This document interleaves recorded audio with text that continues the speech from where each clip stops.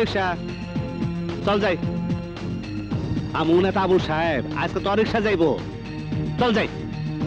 না যাবো না, আমার রিক্সা দিয়া নেতা আকন্দ মিয়া যাইবো, হেল লাগা বয়ে রয়েছি। আরে কোথায় আকন্দ মিয়া আর কোথায় আমু নেতা? কার সাথে কার মিলাইতেছ? আকন্দ মিয়া হলো পানের দোকানদার, আর আমু নেতা হইলো প্রখ্যাত রাজনীতিবিদ। রাজার সাথে পূজার কোনোদিন মিল হয় না রে।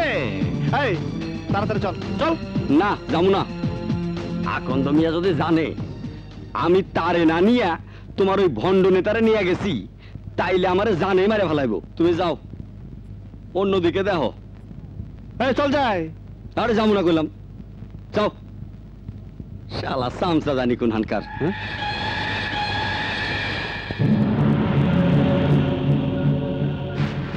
কি তুই আমারে সামসা কইলি? আরে তুই আমার নেতারে ফালতু কইলি? হ্যাঁ ফালতু কইলি তুই? হ্যাঁ আমার নেতারে তুই ফালতু কইলি? ওই শালা আজকে তোরে আমি বসা বস।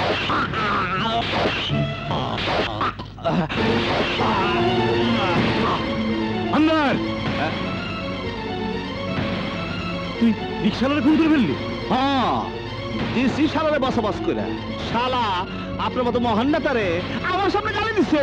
সামান্য গালি দিয়েছে তাই বলে খুন করে ফেলবি? মাত্র তো একটা খুন করছি, আপনার জন্য প্রয়োজন হইলে 10টা খুন করতে পারে।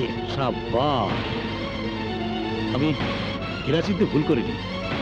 চল কেটে পড়ি, কেউ দেখলে নির্বাচনে আমার 12টা বেজে যাবে। মিটিং মনে শুরু হয়ে গেছে, চল। হ্যাঁ মাননীয় সভাপতি, আমি খুব আশ্চর্য হলাম মনোনয়নের ব্যাপারে। আমার নামের পাশে কামালের নাম দেখে ও একটা চাঁদাবাজ সন্ত্রাসী, ও একটা যক্ষা রোগী। খবরদার আবুল, খবরদার, আমার সম্পর্কে বাজে কথা বলবি না। তুই খুনি, সন্ত্রাসী, যক্ষা রোগ তোর হয়েছে, আমার না। নিজের দোষ আমার উপর চাপিয়ে দিয়ে ফায়দা হাসিল করতে চাস? তুই চপ চামচার বাচ্চা চামচা, হারামজাদা ফকিরের বাচ্চা ফকির। আমার থেকে ভিক্ষা করে পেট চালাস আর আমার সাথে টক্কর দিতে চাস? এক লাথি মেরে মুখ ফাটিয়ে দেবো। ভাঙ, পারলে ভাঙ হারামজাদা। আমার সাথে বেয়াদবি করার শাস্তি আমি যদি তোর না দেই, আমার নাম কামাল আকন্দ না। কথাটা মনে রাখিস। শান্তি শান্তি শান্তি। বসুন আপনারা, বসুন। বসবো না, আগে ওই ফাজিলটাকে দল থেকে বের করে দেন আসগার ভাই। আমাকে নয়, বের করতে হলে আগে ওকে দল থেকে বের করতে হবে। আস্তে আস্তে আমি বলছি। দেখুন মিস্টার আবুল হোসেন, এবারও পার্টি আপনাকে নির্বাচন করার টিকিট দেবে না। কেন? কারণ হলো পাবলিকের মধ্যে আপনার ইমেজ খুব খারাপ। বিশ্বাস না হলে আপনি পার্টির কর্মীদের জিজ্ঞেস করুন। বলুন আপনারা আবুল হোসেন সাহেবকে কি নমিনেশন দেব?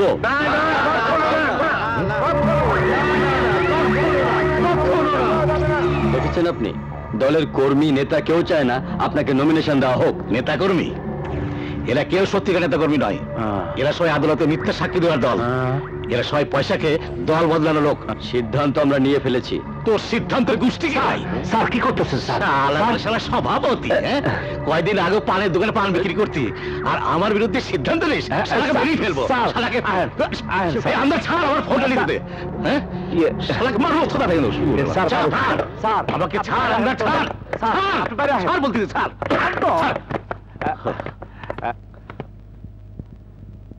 ঠান্ডা হন স্যার, আপনি কত ক্ষমতাবান মানুষ, কেন খামাখা ছোট লোকের সাথে তর্ক করবার যান? তুই শুনিসনি ওই ভিখারের বাচ্চা আমাকে নাকি নমিনেশন দেবেই না? না তো, আপনি নতুন পার্টি খাড়া করে দেন। আপনি চাইলে তো আপনার পায়ের জুতা ইলেকশনে জিততে পারে। আজকালকার জমানায় ভরসা করার মতো জুতাই বা পাবো কোথায়? পায়ের জুতাকে ইলেকশনে দাঁড় করালে আজ বাদে কাল সেটাও মাথা টুপি হতে চাইবে। আপনি খালি একটু চোখ খুলে চারিদিকে দেখেন, দেখবেন বর্ষা করার মতো লোক আপনার সামনে খাড়াই আছে। আরে কোথায় দাঁড়িয়ে আছে? একমাত্র ছিল রশিদ উদ্দিন, ওকে তো মেরে আমি ভাগিয়ে দিয়েছি। ভালো করে দেখেন স্যার, বর্ষা করার মতো লোক আপনার আশেপাশে আছে। এমন লোক যে সারাদিন আপনার সামনে মাথা নিচা কইরা খাওয়া থাকে। আমি ভাবছি কোন স্বতন্ত্র প্রার্থী দাঁড় করিয়ে দেবো। শুধু একটা ভরসার লোক যদি পাই তাহলে বাড়ি গাড়ি সব বিক্রি করে সব পিছনে লাগিয়ে দেবো। স্যার আপনি ভালো করে দেখেন স্যার, আপনার চোখের সামনে বলছিস। কোথায় খুঁজবো, কোথায় দেখবো, আমি তো কিছু বুঝতে পারছি না। তুই ইলেকশন করবি? আমি? হ্যাঁ, তুই ইলেকশন করবি। আপনি কইলে খাড়ায় যাবো, কিন্তু একটা কথা আছে। কি? যদি আমি ইলেকশনে জিততে যাই তাইলে আপনার জিত, আর যদি আইরা যাই তাহলে আমি হারবো। না আন্দার, তুই হারবি না। আমি তোকে ইলেকশনে জিতাবই। কালই তো নমিনেশন পেপার জমা দেবো। আমার মনোনীত প্রার্থী আন্দাজ আলীকে ভোট দেন। তাকে হাত নাড়ছিস, ওরা আমাকে থেকে হাত নাড়াচ্ছে, বুঝছিস না? হাতামা আন্দাজ চৌধুরীর আম্মার কায়, আন্দাজ চৌধুরী। কবির ভাই, ভাবি কি হয়েছে সামেলি? আপনাদের আন্দার ভাই এবার ভোটে দাঁড়িয়েছে। ভাবি এবার একটা ভোট দিন। আচ্ছা ঠিক আছে, ঠিক আছে, তুমি কোনো চিন্তা করো। আচ্ছা দেখেছেন লিডার, দিনের বেলা যারা ভোট ভিক্ষে করে বেড়ায় তারা আবার ভোট কেন্দ্রে এসেছে ভোটের সংখ্যা শুনতে। আরে এইভাবে কি ভোট কেনা যায়? ভোট পাওয়া যায় রাতের আধারে, টাকা পয়সার লেনদেন। সিগারেটটা ভেতরে খেলেই তো পারতেন। পাস করে দেবে। আরে না ভাই, ভিতরে আবু সাহেব আছে না? ও আচ্ছা আচ্ছা, আন্দাজ চাই পাস করে যাবে মনে হচ্ছে।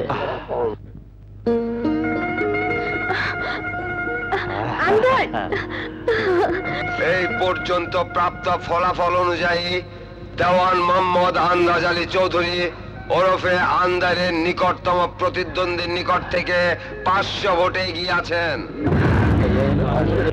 বাজিতপুর কেন্দ্রের দেওয়ান মোহাম্মদ আন্দাজ আলী চৌধুরী তার নিকটতম প্রতিদ্বন্দ্বীর থেকে 1500 ভোটে এগিয়ে আছেন।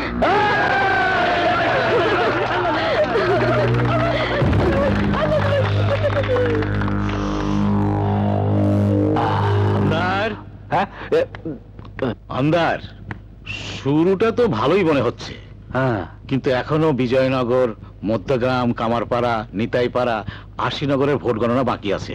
দেখা যাক কি হয়। বিজয়নগর কেন্দ্রের প্রাপ্ত ফলাফলে দেওয়ান মোহাম্মদ আন্দাজ আলী চৌধুরী 5000 ভোটে এগিয়ে আছেন। 5000 ভোট বেশি? 5000 ভোটে আগে আছি।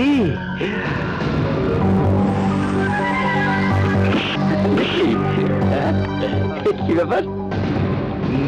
নিজে ছেড়ে পেলে তো, তাই আর কি। হ্যাঁ, আন্দাজ আলী চৌধুরী জিন্দাবাদ। আন্দাজ ভাই, আন্দাজ ভাই জিন্দাবাদ, জিন্দাবাদ। আন্দাজ ভাই, আন্দাজ ভাই জিন্দাবাদ, জিন্দাবাদ। আন্দাজ ভাই, আন্দাজ ভাই জিন্দাবাদ, আন্দাজ ভাই জিন্দাবাদ, জিন্দাবাদ। আন্দাজ ভাই, আন্দাজ ভাই জিন্দাবাদ, জিন্দাবাদ। আন্দাজ ভাই, আন্দাজ ভাই জিন্দাবাদ, জিন্দাবাদ। আন্দাজ ভাই, জিন্দাবাদ, জিন্দাবাদ। আন্দাজ ভাই, জিন্দাবাদ, জিন্দাবাদ। আন্দাজ ভাই, আন্দাজ ভাই জিন্দাবাদ, জিন্দাবাদ। আন্দাজ ভাই, আন্দাজ ভাই জিন্দাবাদ, জিন্দাবাদ। আমার ভাই, তোমার ভাই, আন্দাজ ভাই। আন্ধার, আন্ধার, আন্ধার। যাও না।